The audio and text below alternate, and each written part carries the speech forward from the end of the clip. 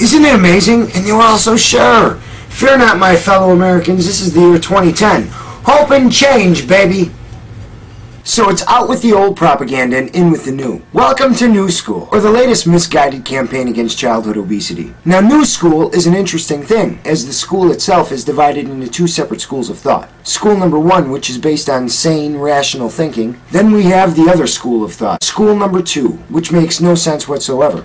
Essentially, New School number one says our childhood as well as our adult obesity problem is not necessarily the result of eating too many cheesy doodles or fast foods, but is in fact a product of eating processed foods, or those foods loaded with preservatives and flavorings like sodium and trans fats. Unlike old school, which was really nothing more than bailing water with a spoon and keeping a towel hanging for when you couldn't keep up, New School actually holds some water. The problem is, it only holds so much water. Oh boy. Although New School number one definitely has merit, it's really nothing more than a new and improved variation of old school thinking. Quite simply because its focus is once again on what we are consuming instead of what we're doing with what we consume. Let's put it this way. How many minutes a day do we actually spend eating? Not the time spent sitting at the table waiting for our order to arrive, or the 25 seconds of conversation between the next potato chip or slurp of pop. Let's be incredibly generous and say on average we spend an hour and a half a day actually consuming something. Now, let's go further. 2 hours, which is a lot of consuming. That being said, what are we doing with the other 22 hours of the day?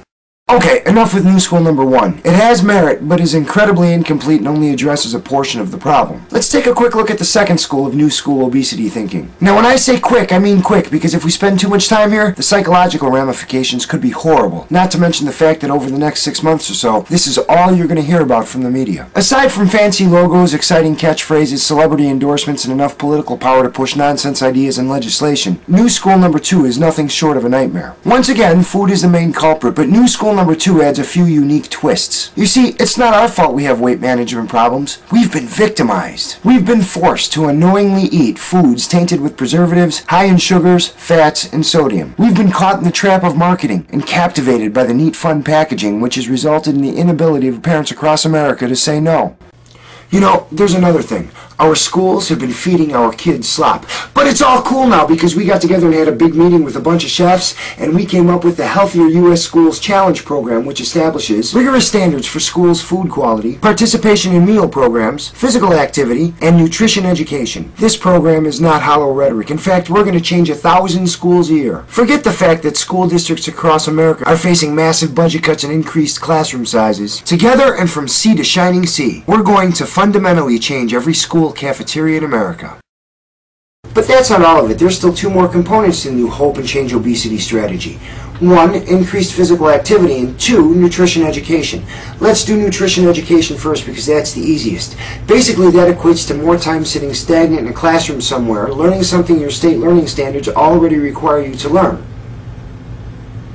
But here's the real kicker. Nutrition education generally falls under health education, and health education is usually taught during physical education time, which completely goes against the last component of the Hope and Change obesity strategy, which is increased physical activity. Hard to get physical activity when your one and only hour of physical education in a 35-hour-a-week school week is replaced with seated nutrition education. So what does that mean? Well, unless you're going to provide kids with more physical education, or even allow a daily outside recess, more physical activity equates to more of the same fitness initiatives, park district, and after-school programs on top of the ones we already have. Of course, these new programs have to be funded, but I'm sure you won't mind paying more taxes for more of the same failing stuff.